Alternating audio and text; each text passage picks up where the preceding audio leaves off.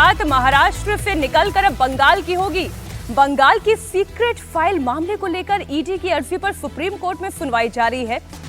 Kolkata high court में अभिषेक मनु सिंघवी और कपिल सिब्बल मौजूद हैं। आज ईडी ने कोर्ट में कहा कि ममता बनर्जी ने काम में रुकावट डाली। ऐसे में उन पर भी एक्शन लिया जाना चाहिए, उन्हें गिरफ्तार किया जाना चाहिए। ईडी ने अपनी सुनवाई में रॉबरी, डकैती जैसे शब्दों का भी इस्तेमाल किया। उन्होंने कहा कि ऐसा लगा कि सबूतों की डकैती कर ली गई है। ईडी ने कहा कि बंगाल में ये अपराध पहले भी होते रहे हैं, इसलिए सीबीआई को एफआईआर दर्ज करने का आदेश दिया जाना चाहिए। कोर्ट ने कहा कि यह बेहद गंभीर मामला है, इसलिए कोर्ट की तरफ से नोटिस जारी किया जाएगा। कोर्ट ने यह भी कहा कि जब तमाम गोपनीय दस्तावेज ममता के अधिकारी ले गए तो फिर ईडी को क्या सबूत हाथ लग पाए होंगे। ममता बनर्जी की तरफ से सफाई देते हुए फिर यह कहा गया कि वो सिर्फ लैपटॉप और मोबाइल ही तो लेकर गई हैं, क्योंकि इसमें पार्टी की गोपनीय जानकारियां थी। ममता बनर्जी की तरफ से कहा गया कि चूंकि उन्हें Z+ सिक्योरिटी मिली हुई है, इसलिए जो अधिकारी वहां पर गए थे वो ममता बनर्जी की सुरक्षा के लिए गए थे। हमारे सहयोगी अतुल भाटिया इस वक्त जुड़ गए हैं। अतुल, बड़ा दिलचस्प हो गया ये मामला।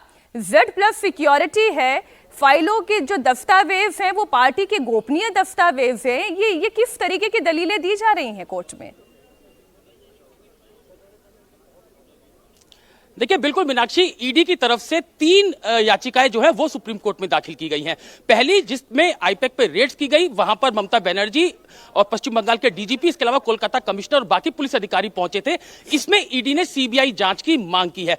दूसरी जो याचिका दाखिल की गई है वो ईडी के उन 3 अधिकारियों की तरफ से दाखिल की गई है जो इस रेड्स का हिस्सा थे। जब ममता बनर्जी वहां पर पहुंची थी तो बाकायदा उनको पुलिस अधिकारियों ने डराया, धमकाया। ये 3 अधिकारियों ने तरफ से याचिका दाखिल की गई है। और जो तीसरी याचिका आज सुबह ईडी की तरफ से दाखिल की गई, उसमें यह कहा गया कि पश्चिम बंगाल के डीजीपी, इसके अलावा जो कोलकाता कमिश्नर और बाकी पुलिस अधिकारियों को जो वहां पर मौजूद थे उनको सस्पेंड करने का आदेश सुप्रीम कोर्ट, एमएचए और इसके अलावा डीओपीटी को दे, क्योंकि उन्होंने जब ईडी रेड्स करने गई तो उसके काम में बाधा डाली। और यही कारण है कि जब दूसरे मामले में जो कि ईडी अधिकारियों की तरफ से जो याचिका दाखिल की गई थी उसमें एएसजी एसवी राजू ने यह कहा कि ममता बनर्जी मौके पर पहुंचती है, जो दस्तावेज वहां पर थे उनकी चोरी करती है, डकैती करती है और उसके बाद वहां से निकल जाती है। लेकिन अधिकारी वहां पर थे, कोई एफआईआर इस पूरे मामले के अंदर दर्ज नहीं की गई। और अगर दर्ज भी की जाती तो उसकी जांच कौन करता? कोलकाता पुलिस करती, जिस पर उनको बिल्कुल भी भरोसा नहीं है, क्योंकि खुद डीजीपी, इसके अलावा पुलिस कमिश्नर कोलकाता के और ममता बनर्जी जो कि सीएम है, वो इसके अंदर आरोपी है। इसलिए इस पूरे मामले की जांच सीबीआई से जुड़े हुए तमाम मसले कवर भी करते हैं। ईडी के फोर्सेस के संपर्क में भी आप रहते हैं, दिल्ली पुलिस के भी काम करने का तरीका जानते हैं और कमोबेश पुलिस का जो काम करने का रवैया होता है वो एक ही तरीके का होता है, वो कोलकाता का हो या फिर दिल्ली का हो, कहीं का भी हो। तो एक बात बताइए, जो Z+ सिक्योरिटी मिली हुई होती है किसी भी मुख्यमंत्री को या जिनके ऊपर इस तरीके की आशंकाएं हैं हमले होने की, क्या सीधे डीजीपी ही उनकी सुरक्षा में तैनात होते हैं क्या?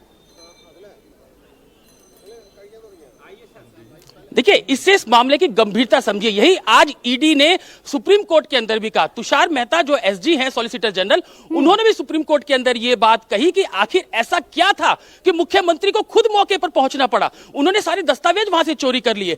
डीजीपी वहां पर थे। भाई जाहिर सी बात है कि जब मुख्यमंत्री खुद वहां पर पहुंची, जब उनको इस बात की जानकारी मिली कि आईपैक और जो प्रतीक जैन है उनके ठिकानों पर ईडी पहुंची है, तो खुद मुख्यमंत्री वहां पर पहुंची थी। तो यह मामला सुप्रीम कोर्ट के अंदर भी उठा कि आखिर इसके पीछे ममता बनर्जी की मंशा क्या थी। यह भी जो कपिल सिब्बल की तरफ से कहा गया कि अब पश्चिम बंगाल के अंदर चुनाव है, तो तुषार मेहता जो कि सॉलिसिटर जनरल है, उन्होंने कहा कि अभी तो कोई चुनाव नहीं है।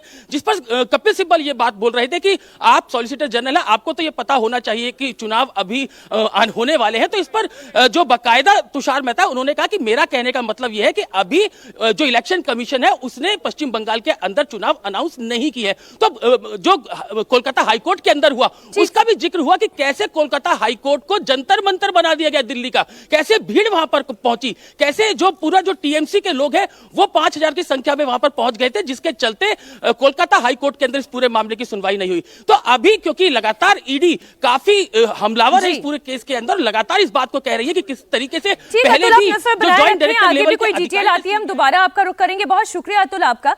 इतना तो राकेश, ये समझ में आ रहा है कि दीदी ने जो किया, ममता बनर्जी ने जो किया, वो कानून का सीधा सीधा उल्लंघन है। ये अभी तक तो समझ में आ रहा है, क्योंकि जहां पर ईडी छापा मारने के लिए गई है, अगर आप वहां से ही दस्तावेज लेकर आ जाए, फिर भले ही आप ये कहते रहे कि मेरे पार्टी से जुड़े हुए गोपनीय दस्तावेज हैं, ये साबित कैसे होगा?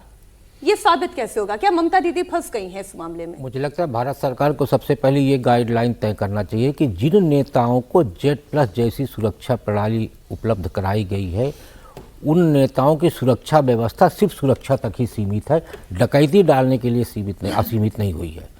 मतलब ममता बनर्जी जी की तरफ से जो तर्क दिया गया कि हमारे साथ Z+ सुरक्षा है, वो सुरक्षा कर्मी हमारे साथ गए, वो आपकी सुरक्षा के लिए तैनात किए गए हैं, ना कि सरकारी कार्य में बाधा डालने में मददगार बनने के लिए।